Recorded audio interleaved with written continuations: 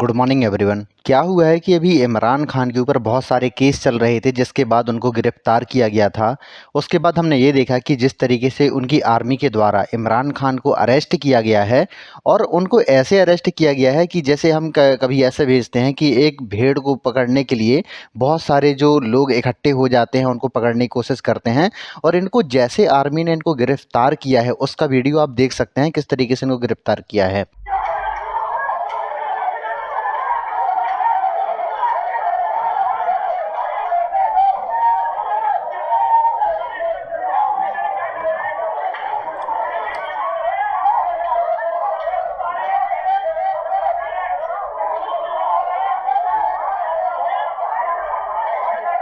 तो अभी आपने जो देखा है जैसे फुटेज इसमें सामने आई हैं, हुआ ये था कि इस्लामाबाद हाई कोर्ट में पेश हुए थे इमरान खान। उसके बाद जैसे ही वहाँ पे बैठे थे तो उनको एकदम से जो उनकी आर्मी ने घेर लिया और उनको ले जाया गया जेल में। इस तरीके से हम देख सकते हैं। तो इसमें हम पूरा मामला क्या है, उसके बाद उनको रिहा भी किया गया है। तो ये पूरा क्या मामला है इसके बारे में हम जानते हैं। अगर मैं आपको बात करूं, क्या है कि इमरान खान को लगभग 121 अलग अलग केसों में इनको अरेस्ट किया गया है। अगर मैं बात करूं इसमें जो मुख्य केस है वो है तोशाखाना का केस। तोशाखाना केस वो है कि इमरान खान जब प्रधानमंत्री थे तो बहुत सारे देशों की उन्होंने विजिट किया था। उसके बाद उनको बहुत सारे क्या होता है कि कोई भी देश के प्रधानमंत्री या विदेश मंत्री जब किसी देश में जाते हैं तो उनको बहुत सारे उपहार मिलते हैं। तो क्या होता है कि इनके ऊपर जो इल्ज़ाम ये था कि इन्होंने जो उनको गिफ्ट मिले हैं उनकी इन्होंने मतलब बेचा है, जिससे इनको मिलियंस ऑफ डॉलर इनने कमाए हैं। तो इनके ऊपर जो मेन जो अगर मैं केस की बात करूं वो करप्शन का केस था। तो ये हम देख सकते हैं करप्शन के केस की वजह से इनको गिरफ्तार किया गया है। और जैसे ही इनको गिरफ्तार किया उसके बाद हमने ये देखा है कि पाकिस्तान में यूट्यूब, फेसबुक, ट्विटर इन सब में जो ब्लॉक कर दिया गया है और जो इंटरनेट है वो शट डाउन कर दिया गया है। इसके बाद हमने ये देखा है कि पूरे पाकिस्तान में जिस तरीके से वहाँ पे प्रोटेस्ट हुए हैं और जनता ने इतना वायलेंस किया है कि हमने ये देखा है कि लगातार इस तरीके से लगातार इमेजेस जो सामने आ रही हैं ये हमने लगातार देखा है। और जो सड़कें हैं, जो आर्मी के खिलाफ जो पथराव है, यहाँ तक कि हमने ये देखा है कि आर्मी ने जनता के ऊपर गोलियां भी चलाई हैं, जिससे बहुत सारे जो सिविलियंस हैं वो मारे भी गए हैं। इस तरीके से हमने देखा है। इसके बाद हमने ये देखा है कि पाकिस्तान के जो अगर मैं बात करूँ एक उनका रीजन है, अगर मैं प्रोविंस की बात करूँ खैबर पख्तूनख्वा और बलूचिस्तान में भी उनको आर्मी है डिप्लॉय करनी पड़ी है। और हमने ये देखा है कि सिविलियन वाले क्षेत्र में भी उन्होंने आर्मी अपनी बहुत ज़्यादा उन्होंने उतार दी है। इसके बाद हमने ये देखा है कि लगातार जनता और उनकी आर्मी के बीच में लगातार जो अगर मैं दंगा है, जिसको हम दंगा का नाम हम दे सकते हैं, लगातार ये वायलेंस बढ़ता जा रहा है। और इसके बाद हमने ये देखा है कि जो पब्लिक प्रॉपर्टी है वहाँ की लगातार उसमें हानि हो रही है।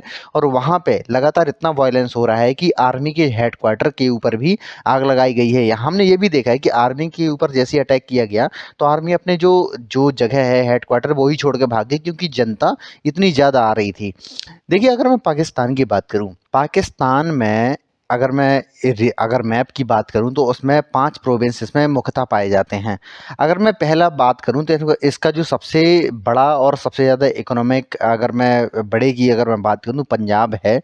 पंजाब यहाँ का सबसे बड़ा प्रोविंस है। पंजाब यहाँ पे सबसे ज़्यादा, जैसे हमारे यहाँ पे महाराष्ट्र है सबसे ज़्यादा इकोनॉमी रखता है, उसी प्रकार से पाकिस्तान में पंजाब जो प्रोविंस है सबसे ज़्यादा इकोनॉमी रखता है। और यहाँ की जो पॉलिटिक्स इसी के हिसाब से चलती है। सबसे ज़्यादा आपको अमीर लोग आपको पंजाब में ही मिलेंगे।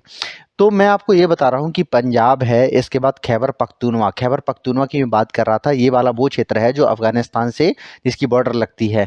और बलूचिस्तान वो क्षेत्र है जिसकी बॉर्डर अफगानिस्तान से लगती है। तो इस वाले क्षेत्र में हमने ये देखा है कि तहरीक तालिबान पाकिस्तान भी इस रीजन में पनपता है। जिसके बाद हमने कई बार हमने अभी देखा है कि बहुत सारे उनके जो कमांडर हैं, बहुत सारे लोगों ने यहाँ पे धमाके लगातार होते हैं।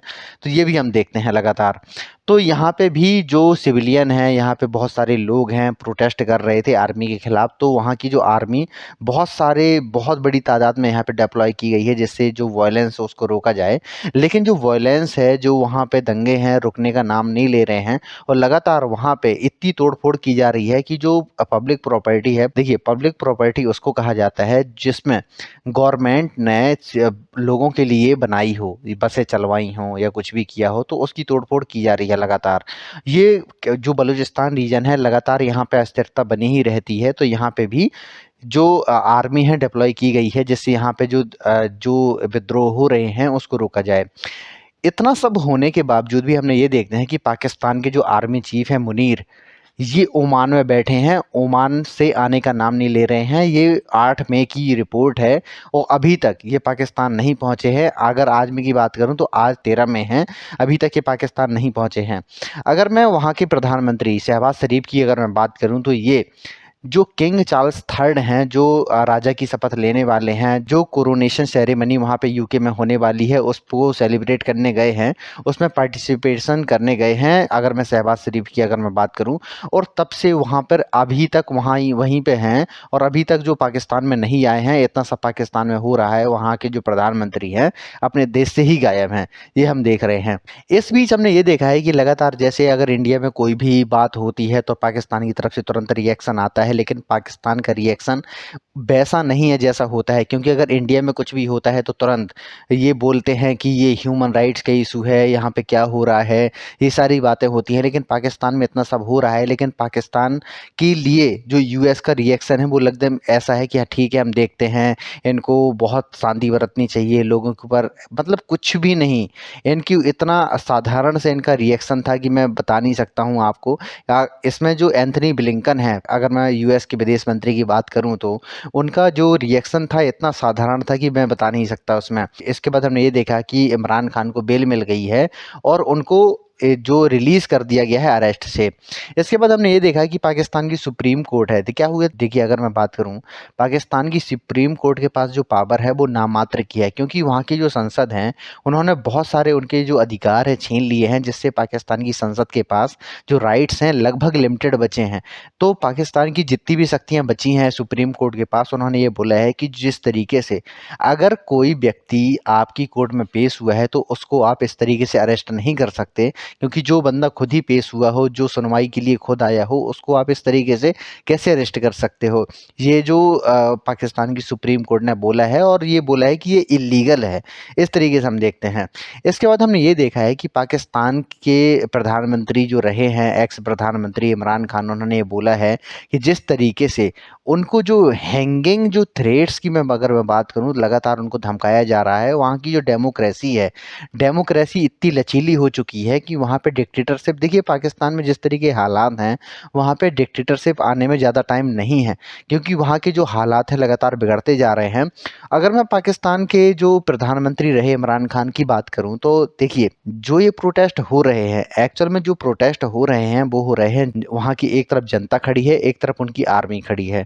तो आर्मी और जनता के बीच में पूरा जो विवाद हुआ है, क्योंकि जनता का ये कहना है कि आर्मी फोर्सफुली जो इमरान खान को अरेस्ट कर रही है, तो इस तरीके से पूरी जो जनता है आर्मी के खिलाफ हो चुकी है। यहाँ तक हमने देखा है कि बहुत सारे जो उनके, कई बार हमने इंडिया में भी देखते हैं कि बहुत सारे जो चौराहे हमारे यहाँ होते हैं, जो हमारे शहीदों के नाम होते हैं, और उनका बहुत सारी उनकी जो स्टैचू है बनाई जाती है, तो बहुत सारी जो स्टैचू वहाँ पे थी उनके जो आर्मी के लोगों की, उनको डिस्ट्रॉय कर दिया गया है, उनको गिरा दिया गया है, उनको जूते मारे गए हैं, इस तरीके से हम देखते हैं।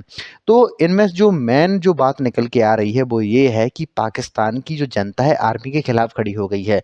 और इसमें जो बात निकल के ये आ रही है, देखिए अगर इंडिया चाहता भी ना कि उनकी जनता आर्मी के खिलाफ हो जाए तो नहीं हो पाता, चाहे इंडिया बिलियंस ऑफ डॉलर खर्च कर लेता, जो इस व्यक्ति ने कर दिया है। इंडिया, देखिए इंडिया के लिए जो इसने काम करके दिया है ना, वो इंडिया चाहे जितने पैसा खर्च कर लेता, लेकिन इस तरीके की जो उनकी इमेज है जनता के सामने, आर्मी की इमेज बर्बाद नहीं कर पाता, ये भी हम जानते हैं।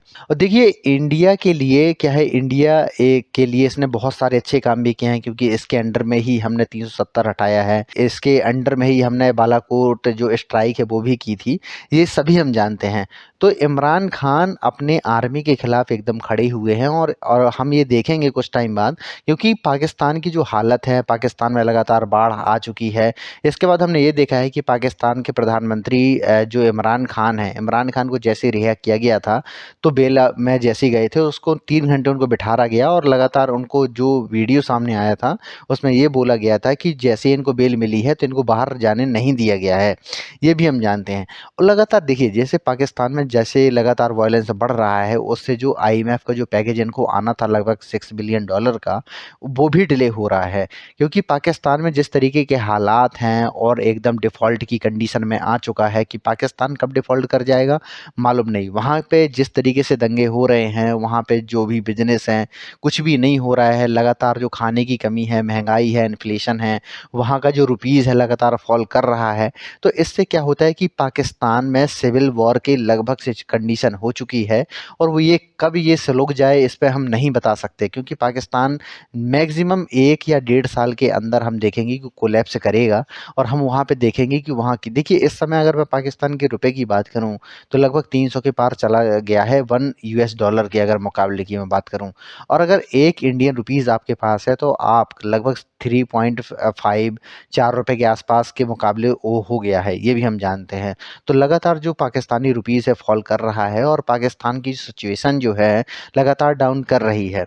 तो आशा करता हूँ कि आपको वीडियो अच्छा लगा होगा। अगर आपको वीडियो अच्छा लगा तो प्लीज़ इसको लाइक कीजिए, सब्सक्राइब कीजिए एंड शेयर कीजिए। धन्यवाद।